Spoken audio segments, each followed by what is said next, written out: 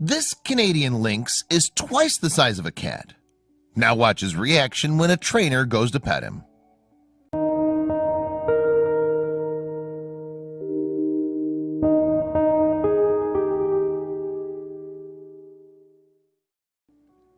With their ferocious reputation, razor-sharp teeth, and formidable claws, it's sometimes hard to believe that bigger wild cats are related to the humble felines we call pets. Still, such larger cats have a distinctly bigger bite than the domestic variety. So when a Canadian lynx's owner attempts to stroke him like a pet, how do you think he'll react? Canadian lynxes can be found throughout the whole of Canada and in some parts of the United States. While exclusive to North America, they're closely related to the Iberian and Eurasian lynx, both of which are found in Europe. Closer to home, though, the species also counts bobcats as cousins. On average, Canadian lynxes are 23 inches tall and 35 inches long.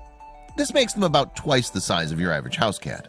But because they tend to live solitary lives and make their homes away from human civilization, they're known as the gray ghost of the North. Indeed, they tend to reside in densely forested areas where they scout out their dens and hidden nooks and crannies. And thanks to their large eyes and distinctive pointy ears, Canadian lynxes are perfectly suited to hunting at night.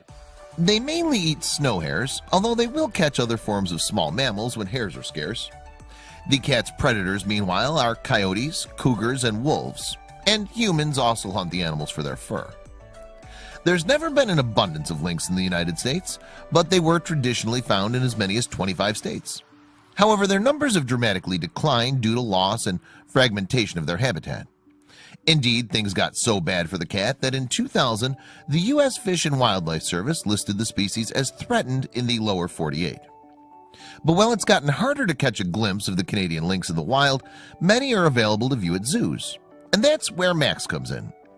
Yes, the infant lynx was born in a zoo in May 2001 before being released to wildlife educator Bernadette Hoffman. Hoffman began working with animals as a zookeeper at Hoosick Falls, New York in 2002. When the zoo closed 6 years later, however, she took on a part-time job at a natural history museum. In her free time, too, she taught wildlife education courses. Therefore, little Max found himself in perfectly capable hands. In fact, Max appeared to have settled in well in his new environment. So well, it seems, that after almost 5 years in Hoffman's care, the lynx has apparently forgotten that he's a medium-sized wild cat.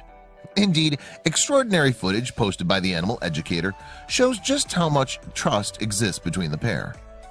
The video, which was posted to YouTube, shows Max purring loudly as he's greeted by Hoffman.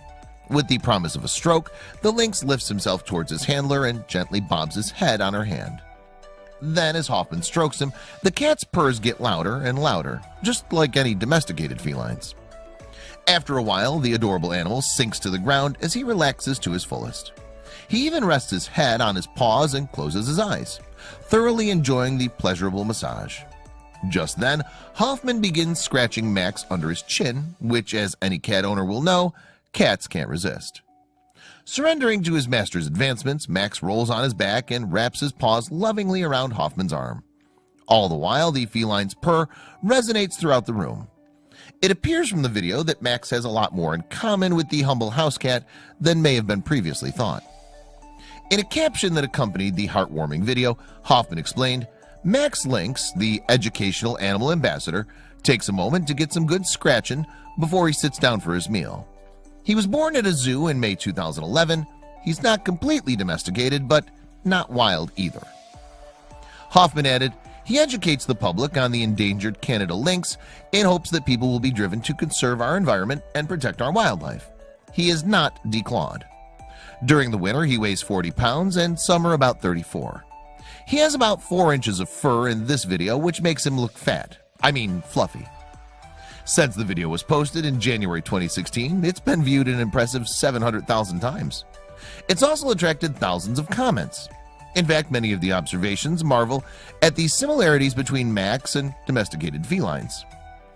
"It's just like a giant pussycat, so cute," commented one YouTube user. "My cat has the exact same body movement pattern when I pet him. A cat really is a cat in all sizes," added another. "It's just a matter of scale in terms of how dangerous they can be. Otherwise, their behavior in most species is pretty much the same as your common house cat," one more said. But while he may look cute, Max is still a semi-wild animal. Therefore, his behavior isn't always predictable.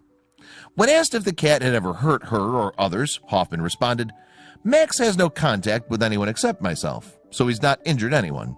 I've gotten a black eye and a couple good scratches, but no bite marks, and none of the injuries were from aggression, just stupid accidents." Still, Max was a baby when Hoffman acquired him, so he would have been easier than most to train. In fact, videos from his first months in his new home show the Lynx being taught how to walk on a lead.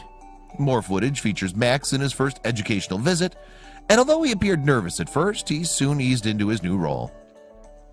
But when Max isn't out teaching youngsters about bigger cats like him, he's at home with Hoffman, where he has an indoor and an outdoor enclosure. According to Hoffman, the Lynx loves being out in the snow the most. "It makes him frisky and wild," she said. "He rolls in it, licks it, and sniffs it. Normally, I wouldn't allow the adrenaline rush, but sometimes you just have to give a little." But while he evidently loves being out in the open, Max will never be able to live out in the wild like other Canadian lynxes. As he was born in a zoo, the cat is probably too domesticated to live amongst others of his kind. He also has to take regular medication to fight an ailment. His pancreas doesn't function properly, and therefore he needs enzymes on his meat daily, Hoffman explained. So although he probably won't contribute to the population of Canada lynxes with his own cubs, Max is still doing his part for protection of his species. As an animal ambassador, Max is helping children better understand the need to secure a safe future for his species. Education of our next generation is the only hope for the survival of our endangered and threatened animals, Hoffman said.